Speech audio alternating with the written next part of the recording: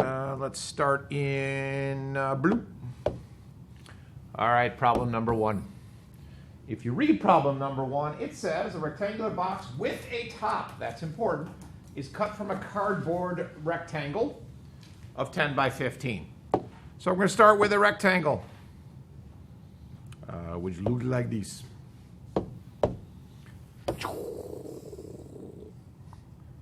Something like that. Okay, so as I mentioned earlier, these are called optimization problems, also known as max-min problems. They all address the same idea. What is the maximum amount of blah, blah, blah?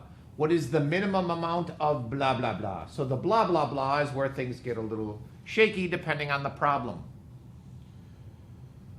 Similar to the related rates problems, the setup in a lot of these things is rather difficult. But once you get the setup done and you get the equation done, for the most part, the calculus is pretty straightforward. Okay, so I have a box that's I have a piece of cardboard that's 15 inches by 10 inches, and I want to construct a box out of this. The other thing I like about optimization problems is that they become very close to like engineering problems. So this is a problem that somebody is actually doing as a job. Okay, they're making boxes for ornaments. How big does the piece of cardboard have to be? How are we going to have the machine cut it out? All these other fun things that somebody's making $100,000 a year figuring out. Okay, and you're making nothing. Right. So I have to cut some stuff out of that to make a box. And this one gets a little tricky because we have to put a lid on it. It's a much easier problem if we weren't putting a lid on it. Okay, so as a sidebar over here, if I had my piece of cardboard and I was just making a box, I would chop a corner out of each piece, fold that puppy up, and we'd have a box. Okay? It's not that easy. So I will get you started with this. I'm going to cut a corner out of this, and I'm going to cut the same corner out of this. Initially, I don't know how big of a corner I'm going to cut.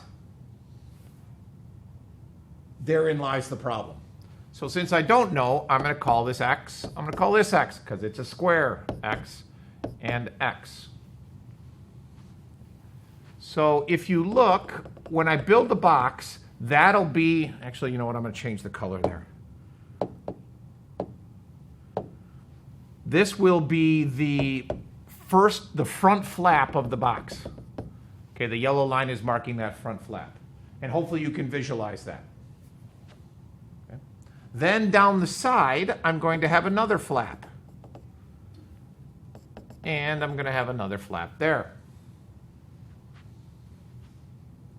And then I'm going to have another base here. So this area is showing the base of the box. And hopefully you can visualize that.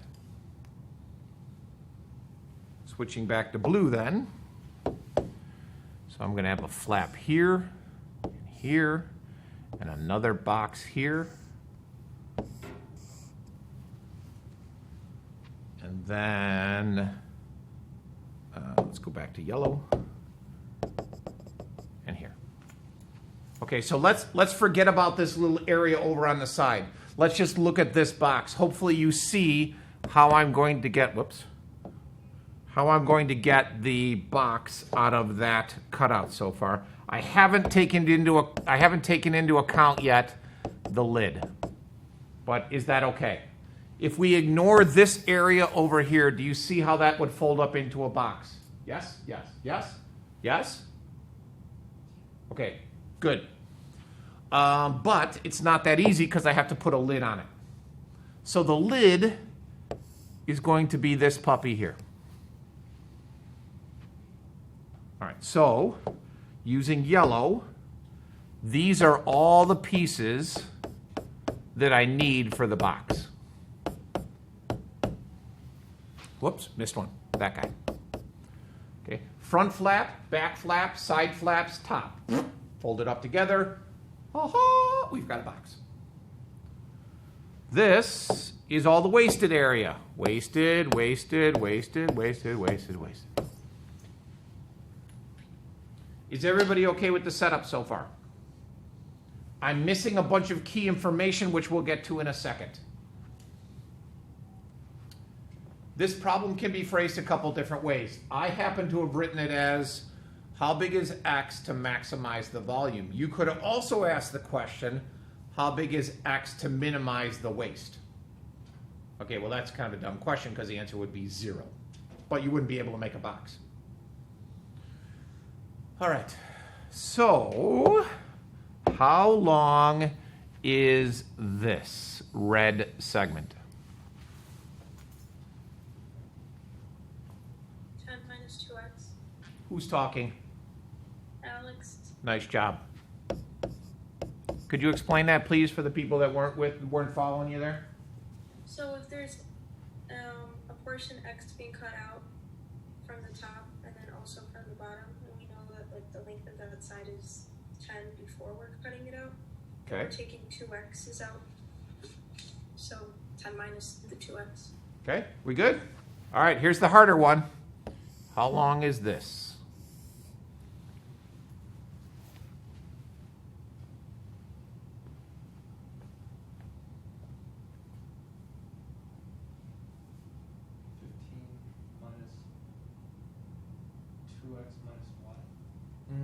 Yeah, that's not a horrible answer. Wouldn't it be the same as the other side? Oh, good. Okay, that might help. Yes. I assume you're referring to that, right? If not, I just gave you a hint. Yeah. These two red segments would be the same length because it's the top, and the top has to, even though it doesn't look like it, the top has to match the bottom. So 15 minus 2x minus 2y, or 2. Is there a different way to approach that? Because what I don't want to do, so what Tessa is saying, well, isn't it 15 minus 2x minus 2y's, and we're introducing a different variable? What I want to avoid whenever possible is introducing another variable. So could I get the length of this red segment using only x? 15 minus 2x divided by 2. Good. You want to explain that, Noah? Yeah, so once you do 15 minus 2x, it's the two red segments that you highlighted. And then since those two are the same, if you divide it by 2, you'll get one segment. Good. Everybody hear that? Okay. For those of you that are visual learners, we're now building a box.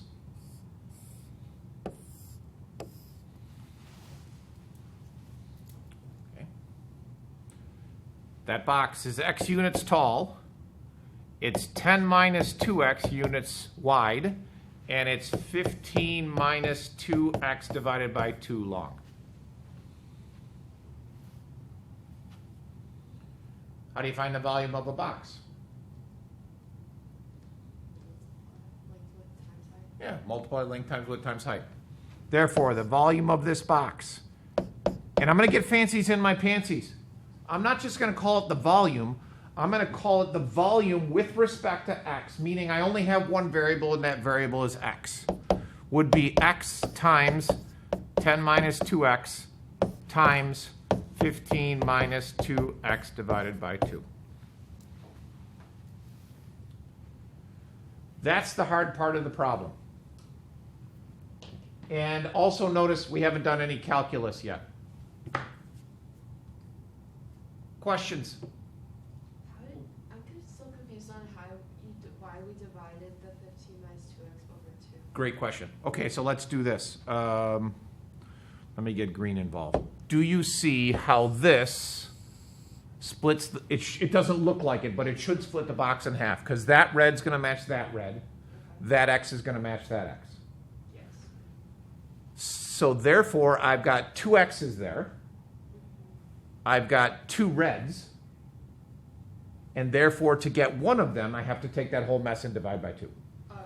If you prefer, you could do 7.5 minus x, because this would be 7.5, so therefore it would be 7.5 minus x to get that. That makes sense. Okay? Good. So What is the optimization portion of this? we're getting there. Okay. Okay?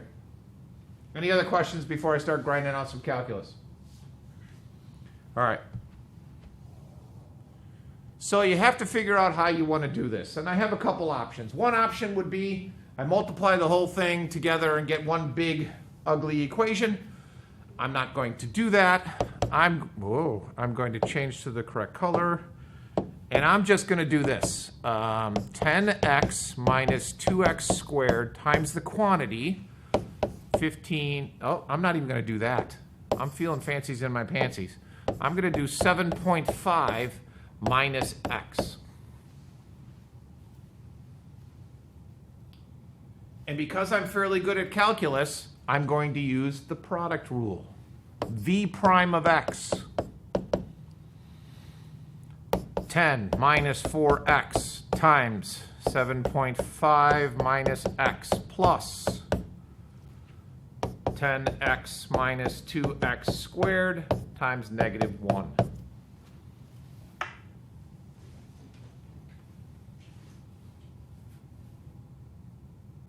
Well, maybe I should have multiplied it out because I'm going to have to multiply it out anyways. I'm looking for a max because we want to maximize the volume. So eventually I'm going to set this equal to 0, but I'm going to do a little bit of work here. 75 minus 7.5 is 30x minus 10x plus 4x squared minus 10x plus 2x squared. Okay, that's called math. 0. Let's see. 6x squared minus 50x plus 75.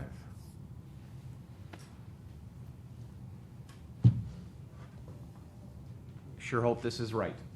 What? It is.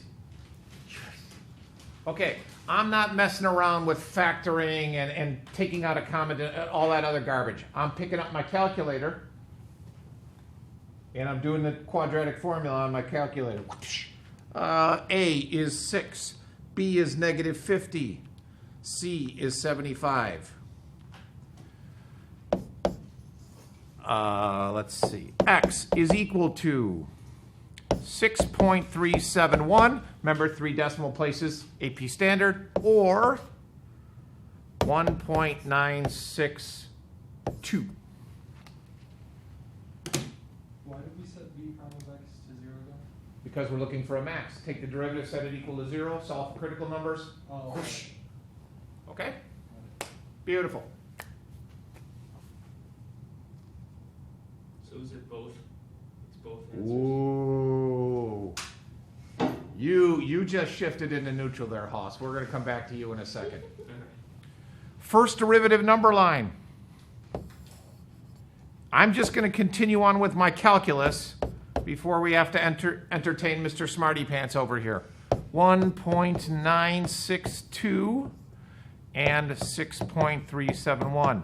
For the love of Pete, please put them in the correct numerical order. Okay, testing regions. I don't know, I like 0. If I put 0 in, I get a positive value. Woohoo! Let's see, 4. I have no idea, so I'm picking up my calculator because I'm lazy. 4 store x, enter. 6x squared minus 50x plus 75. Whoosh. Negative. Hey, sorry to bother. Is Lexi here? Hey everybody, it's Mr. Olson. I'm just- Lexi no está aquí, señor. Thank you. Adios. Yeah. And how about 10? 10 store x. I can't believe he interrupted me in the middle of an optimization problem. What an insensitive Dean jerk. Plus, increasing. Okay, what do we know? Max is 1.962. Hot diggity. A relative max occurs when x equals 1.962 because... Oh, wait a second. Made a mistake. Whoop. V prime. V prime changes from positive to negative.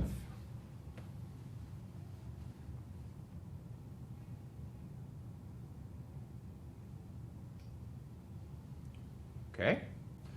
Now I need to answer the question. The question says, what's the maximum volume? It doesn't ask me how big X is. It asks me what the maximum volume is. So I would go back and take this stored number of 1.96 and come back up here and plug it into this monster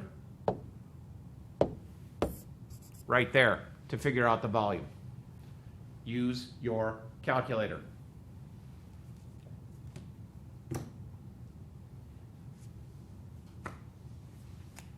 Questions? Okay, so now, if you have no questions about the problem, there's two things we need to talk about. You'll notice when I finish this problem, I chose to use the first derivative test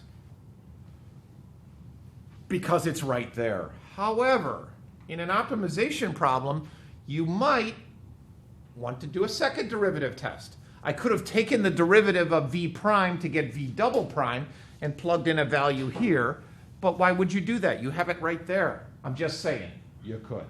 All right, smarty pants, back to you. For those of you that didn't hear Gavin's question, I'm going to have him repeat it loud and proud. I said, do you use both answers? Do we use both answers? Okay, let's go back up to the top. Do we use both answers? I'm going to answer his question with another question in a lovely shade of green. What is the domain of X? What's the smallest value that X can be, and what's the biggest value X can be? Must be greater than 0. Is that gonna make sense? Must be greater than 0. It's got to be greater than 0, otherwise we're not making a frickin' box. Sorry, I got saucy talk there. I get excited. What's the biggest X can be?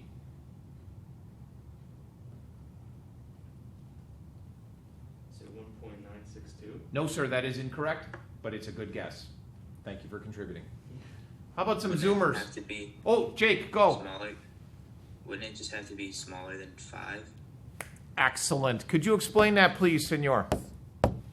Well, I just looked at the side on the left. If it's 10 minus 2x, if x was 5, it would just make the side 0, which it can't be. Correct. I Very good. guess it could be like 4.999. Yeah, but you have a That'd really, just be you'd have a really really small skinny, very tall box. Right. Yeah. For storing like a lightning rod in it. Right. Okay. As opposed to if X was very close to 0, you'd have a short, fat box for storing like a manhole cover. Something like that. Okay. So, answer your own question, Smarty Pants. So then you just use the 1.962. Right.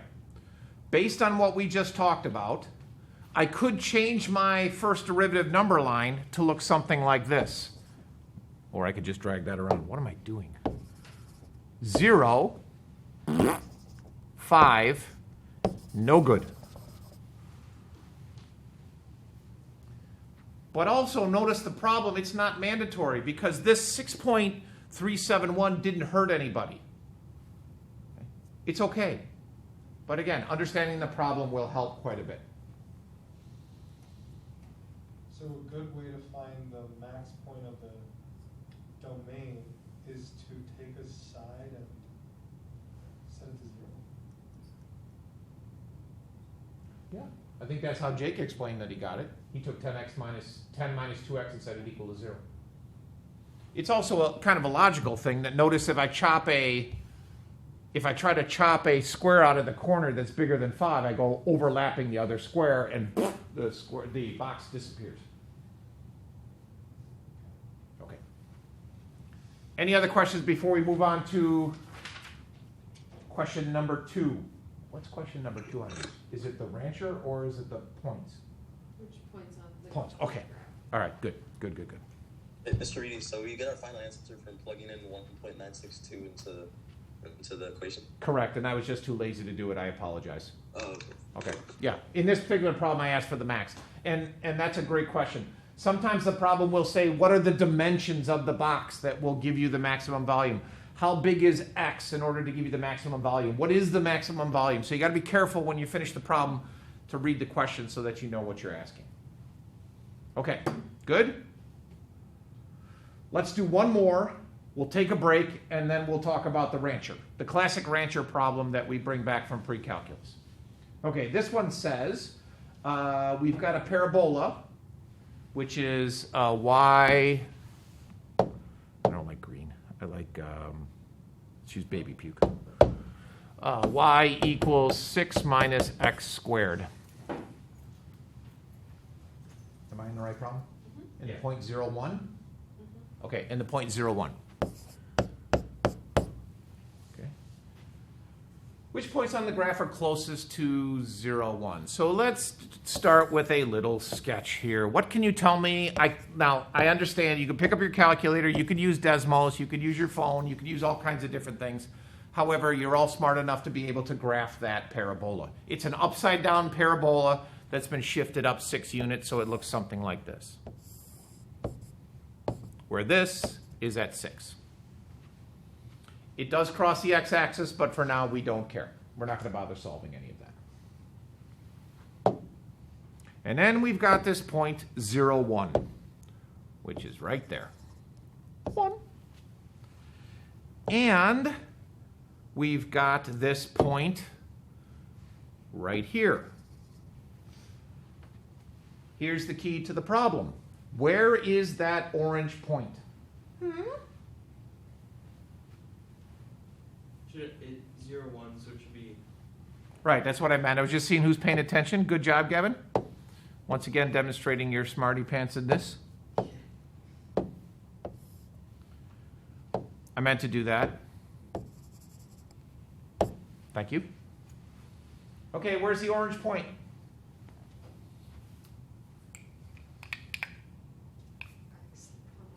X, comma 6 minus x squared. Ooh, good. Okay, so I got 2 answers on that. I got one, which is x comma f of x, which is perfect. That's the calculus way to do it. Some of you may have been thinking xy, which is okay. That's the Algebra 1 method, but it's time to come off the porch and run with the big dogs. X comma f of x. And then, Jackie, was that you? Yeah. Yeah, Jackie fired off. Okay, well, we know what f of x is. F of x is that 6 minus x squared. So we can come over here and do this and go 6 minus x squared. Hot diggity. Okay? There's our setup. And we want to find... Ooh, I'm going to get fancy because I can. Yeah. Oh, yeah. I want to find the length of that Technical difficulties. Excuse me one moment. I want to find the length of that segment. So let's suppose we knew a numerical value of the orange point. I could just use the distance formula. Now, many of you don't do the distance formula because you have the program on your calculator. I get it. However, we're going to have to do it the old-fashioned way. Get in there, get your hands dirty. x1 minus x2 quantity squared plus y1 minus y2 quantity squared, square root of the whole thing. Distance is equal to the square root of x1 minus x2 quantity squared plus y1 minus y2 quantity squared. But again, I know I'm preaching to the choir. You guys all know that. Oh, boy.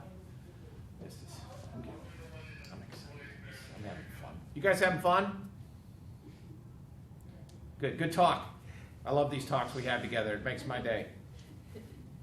When my wife asked me, how was school today? I said, oh, I had a great talk with all my Zoom kids.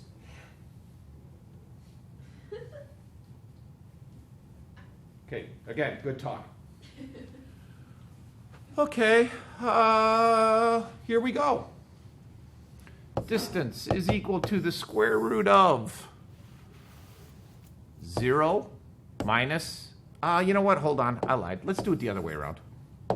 We'll do x minus 0 squared plus 6 minus x squared minus 1 squared. That's a 6. I'm sorry. It's horrible. I don't know what happened there. There we go.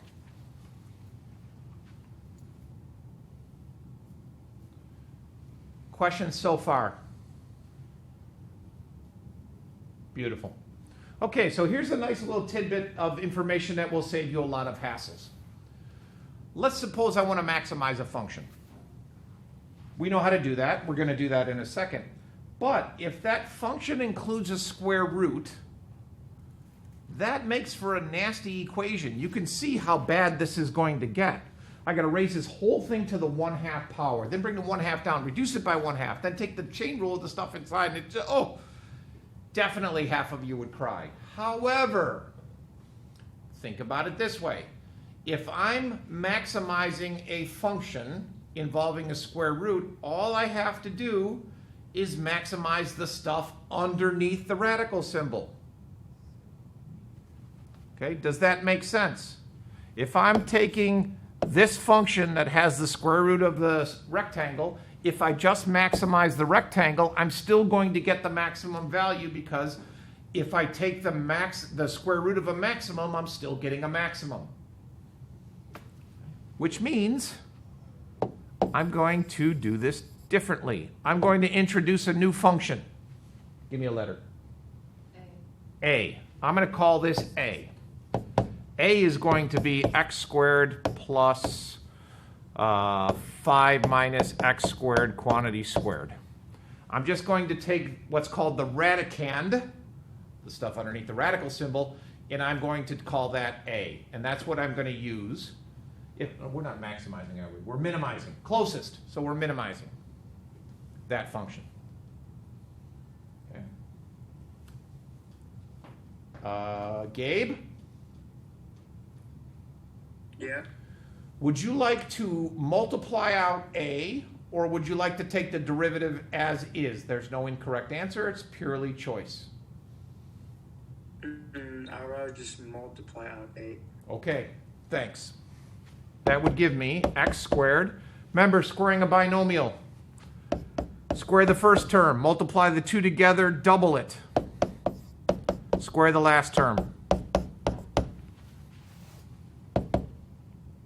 That's x to the 4th minus 9x squared plus 25. Gabe, that wasn't a horrible idea because it turned out to be a nice function. Okay. Regardless of how ugly your function gets or how pretty your function gets, the maximizing or the minimizing is the exact same thing every time. Take the derivative, set it equals 0, find the critical numbers, put on the first derivative, number line, test for each, and answer the question. Why do I keep doing that? Let's go with blue. A prime, 4x cubed minus 18x. 0 is equal to, let's go 2x out of that. I'm left with a 2x squared minus 9er. X is equal to 0, and x is equal to the square root plus or minus, the plus or minus the square root of 9/2. Is everybody good on that? Or, that's the 2x squared minus 9 equals 0. So then bring the 9 over, you get 2x squared equals 9. So divide by x squared is equal to 9/2. And then take the square root of both sides. Okay, good. We got that. Okay.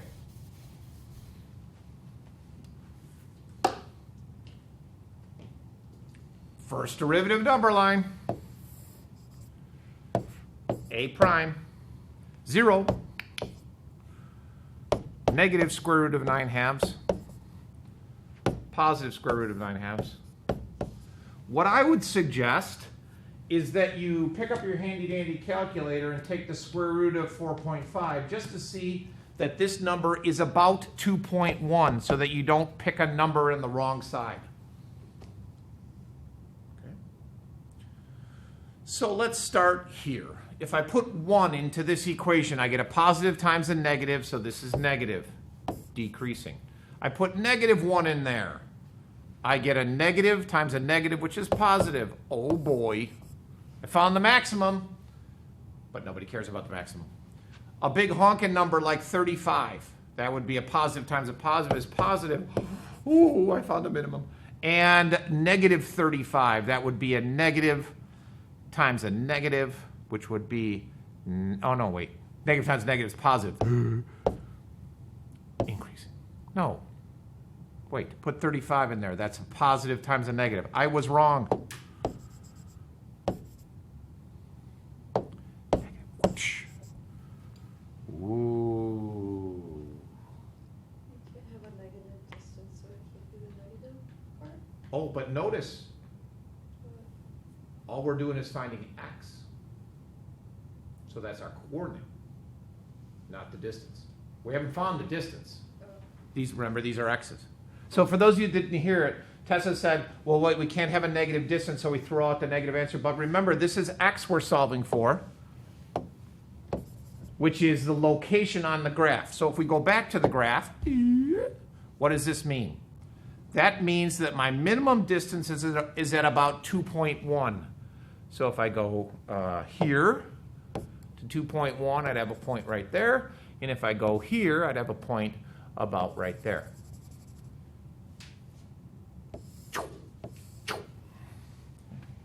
Those two answers should make sense because that parabola is symmetric about the y-axis. You would get an answer on the left, you would get an answer on the right. What I neglected to include here, a relative min occurs at x equals plus or minus the square root of 9/2 because a prime changes from negative to positive.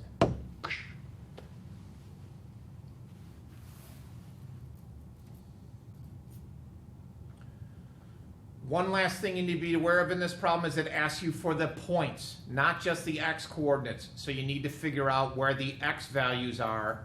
So not only x values, but the y values. So one answer would be the square root of 9/2 comma y and negative square root of 9/2 comma y. They would be the same answer, but you'd have to take those puppies and plug them back into, come on, plug them back into the original equation to find out, where's the original, there it is. Plug it into this guy to figure out what y would be.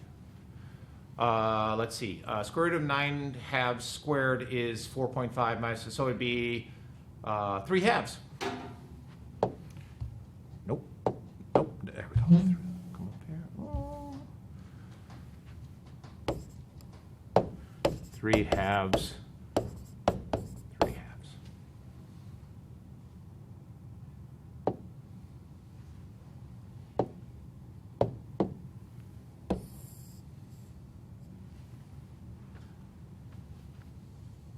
Okay. Questions on that guy? Beautiful. 146. We go and do the math at 205. Okay. So let's take a, I don't know, like a 5-minute break. Get up, stretch your legs.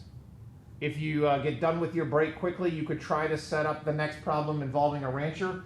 Most of you should be pretty good at that because you did it ad nauseum in pre-calc. But at least get it set up, and then when I come back, and when we come back, we will set up the problem and solve it using some calculus. Okay? Go. Okay, video's off. We can talk about it now. Oh wait, this is still recording. Hold on. Don't talk bad yet. Can I pause this? Oh, okay, good. Here we go. We've decided we become leopard ranchers. And so therefore I'm creating a leopard ranch pen. Because we all know that leopards are afraid of water, we can set up one side of this, this leopard pen next to the river and save some money because they won't go in the river. It's a stretch. Roll with it. Okay. So I've decided to label the fences perpendicular to the river as X, and I decided to label the parallel distance as Y. And what do we know in the problem? We know that it's a rectangular fence. Fencing costs $12 per foot on the sides perpendicular to the river. $12 per foot when it's perpendicular, and $8 per foot when it's parallel. And I know you all remember those symbols from geometry. We've got $3,600 to spend. We've been saving up. And because leopards are crazy animals that need a lot of exercise, we want to maximize the area that they can live in. This is what's called a cost problem. We're not thinking about the area like we were with the box. We want to maximize the area based on the amount of money that we have to spend. So the function that we're going to come up with is going to be an expression of the amount of money that we're spending. Okay? This is similar to what you did in pre-calc. And so we're going to end up setting up two equations. How do I know I need two equations? Because I've got two variables. And this isn't multivariable calculus. We don't know how to take a derivative with a ton of variables in it. So let's start with a cost equation first. I have two x's and one y. And that's going to give me the total length of the fencing. But I don't know anything about the length of the fencing. I know about the cost of the fencing that I have. So I'm going to change this and make this 12 times 2x, because every unit of x that I use costs me $12, plus 8y, and that together has to cost $3,600.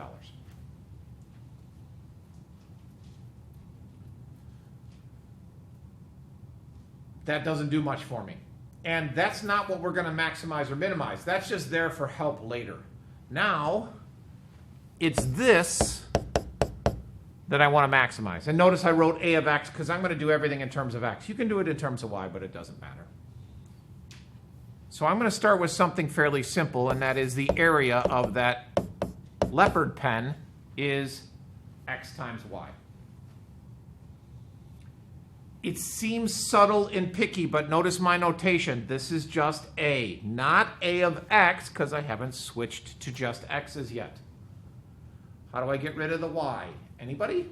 Solve for y in the other equation? Hot diggity. Solve for y in the other equation. 8y is equal to 3,600 minus 24x. And therefore y is equal to, what's 3,600 divided by 8? Hopefully it's a nice number. 450. 450, good. 450 minus 3x.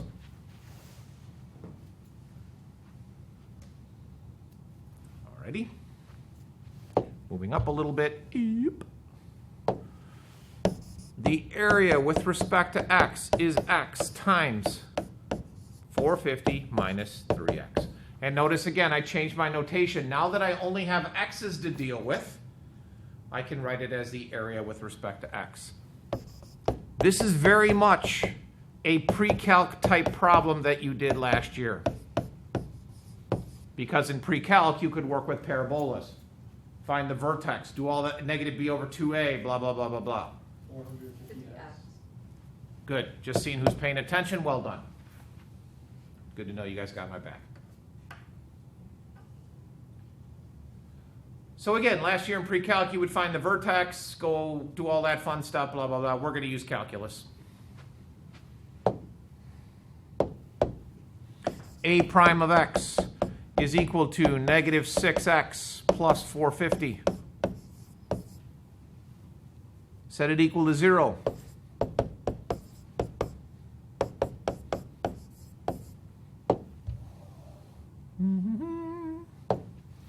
X is equal to, what's 450 divided by 6? 75. Thank you. 75. A prime of x, 75. We could go back and have the previous Gavin conversation about what x can and can't be. And in fact, that wouldn't be a bad idea. However, it would involve a bunch of calculations involving money. But we do know that x cannot be smaller than 0. So I'm going to come over here and get rid of that and slap that on there with a 0. And then we'll pretend it can be as big as possible, but for now we'll just do that. Okay, so plug in a number there. Let's say 25. If I put 25 in there, 6 times 25 is $1.50, therefore this is a positive value. Put in a big honking number. Now I don't want to put too big of a honking number because we might be outside of the possibilities of x's. So I'm going to keep it fairly close to 75. Let's say 80. Okay, I put in 80. 6 times 80 is negative 480. Negative 480 plus 450 is negative, and we get exactly what we want. Do not cheat this. I know you all know that this answer is going to give you a maximum because we're smart, but you still need to do the work to guarantee that that's what's happening. Also, don't forget that pesky little sentence.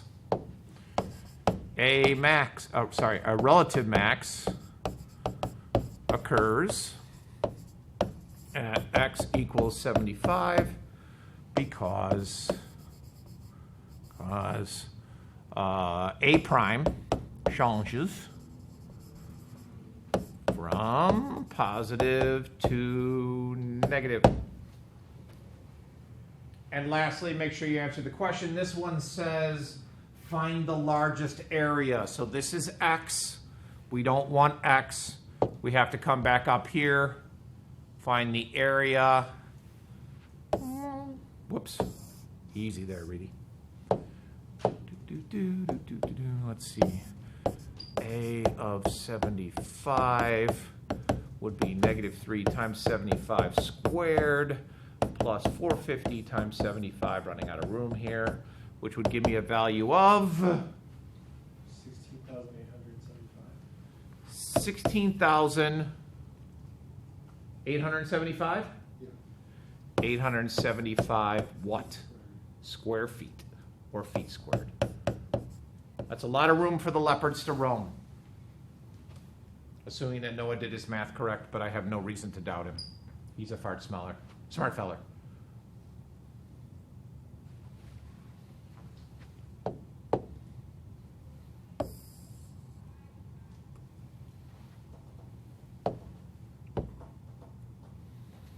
Okay?